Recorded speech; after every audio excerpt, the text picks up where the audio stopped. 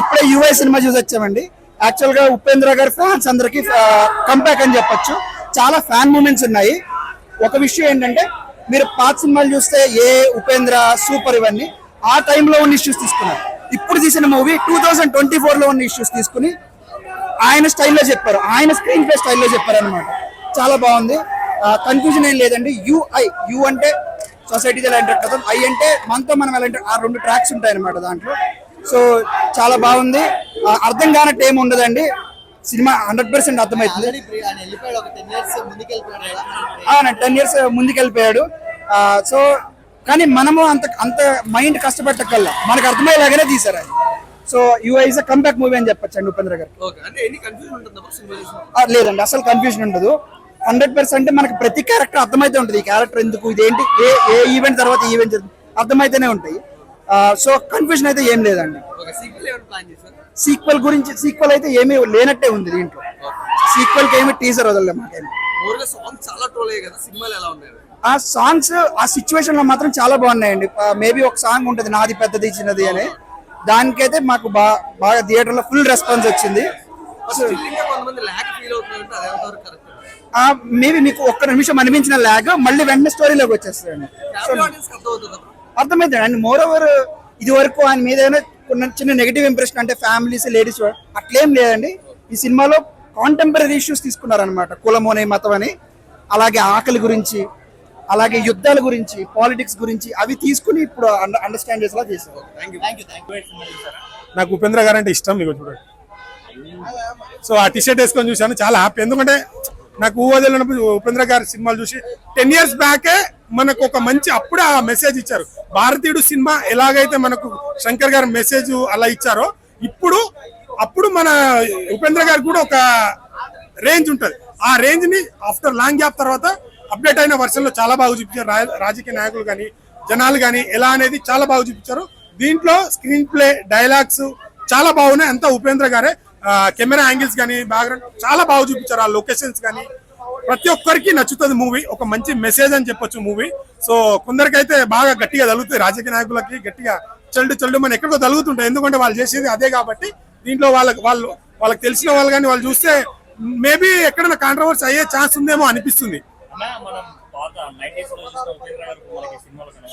100% కనిపించారు. అదే కదా నేను నాకు 90s లో చూసిన ఉపేంద్ర గారు ఆ మూవీని ఇప్పుడు అప్డేట్ వర్షన్ లో ఈ మూవీని తీసినట్టు అనిపించింది. సో అప్డేట్ అంటే ఎట్లా అవుతారు, మన సోషల్ ఇప్పుడు జనాలు ఏం జరుగుతుంది దాన్ని ఇన్ఫ్లుయెన్స్ చేసి డైరెక్ట్ కానీ స్క్రీన్ ప్లే కానీ రాస్తారు.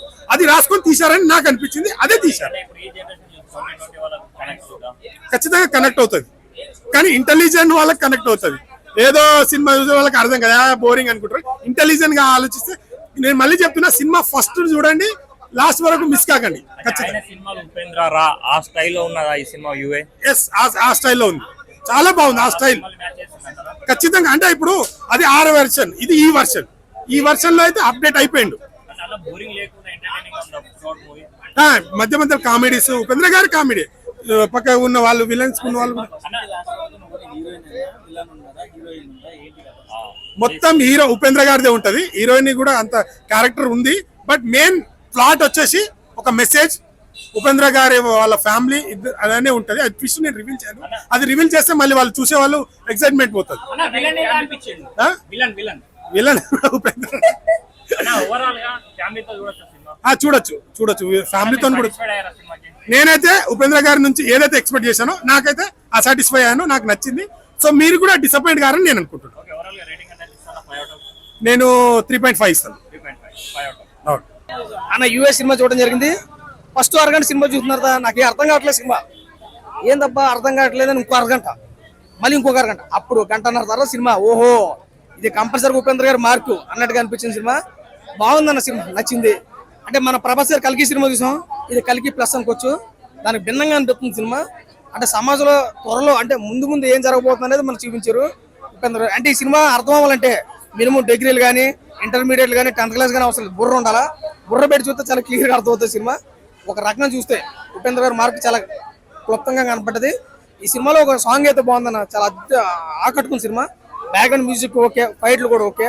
అంటే ఉపేంద్ర గారి దగ్గర మనం ఏదైతే ఎక్స్పెక్ట్ చేస్తామో, ఆయన డ్రెస్సింగ్ స్టైల్ కానీ, ఆయన డైలాగ్ కానీ ఏదైతే ఎక్స్పెక్ట్ ఆ రెండు కూడా ఇందులో కనపడుతున్నాయి. బాగుంది. అంటే అన్ని వర్గాల వరకు కాకపోయినా కొన్ని వర్గాల వరకు బాగా నచ్చుతుంది సినిమా. చూడండి, ఒక మంచి సినిమా. కథ, screen play, direction, hero, villain అన్ని ఒక హీరోయిన్ తప్ప అన్ని ఉపేంద్ర గారే. ఎందుకంటే ఆయన సినిమాలు ఎలా ఉంటాయి, ఆ పేరు నామస్మరణ ఏందో తెలియదు కానీ అన్ని ఆయనే సమకూర్చుకుంటాడు. ఓకే, సినిమా అయితే బాగుంది.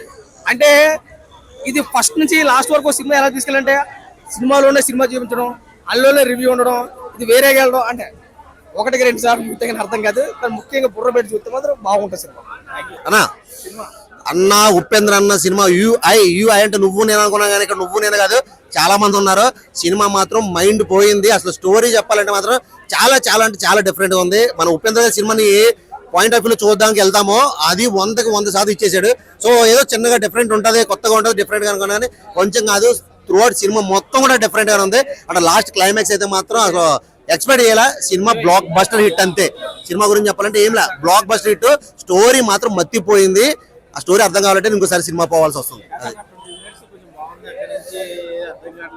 అన్న సినిమాకి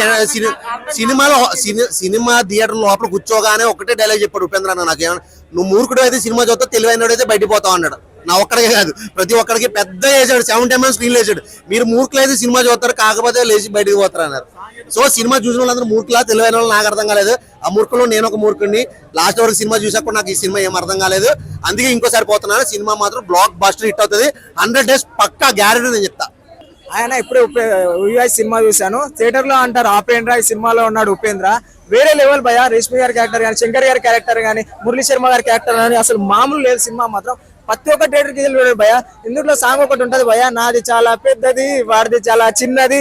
ఈ సాంగ్ మాత్రం వేరే లెవెల్ ఉంది భయ. అసలు లాస్ట్ సాంగ్ మాత్రం ఉపేంద్ర గారి క్యారెక్టర్ భయ వన్ మంచి అని చెప్పొచ్చు భయ.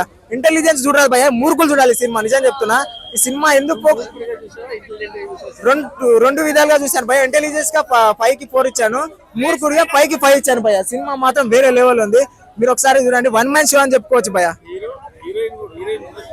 హీరోయిన్ ఉంది భయ, రేష్మి గారి క్యారెక్టరైజేషన్.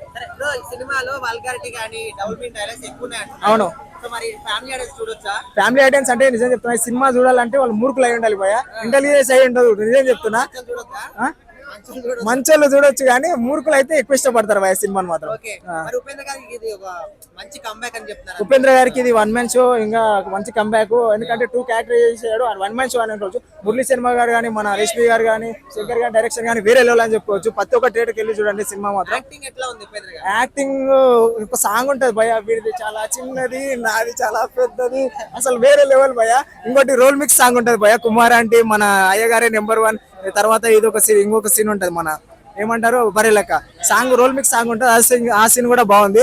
సినిమా మాత్రం బాగుంది భయ. ఫోకస్ చేయాలి కానీ ఏ మూడ్ లో ఉంటే ఆ మూడ్ ఫోకస్ చేయాలంట. ఆ సినిమా చూస్తే అలా అనిపిస్తుంది భయ, అర్థం కాదు. నిజం చెప్తున్నాను భయ.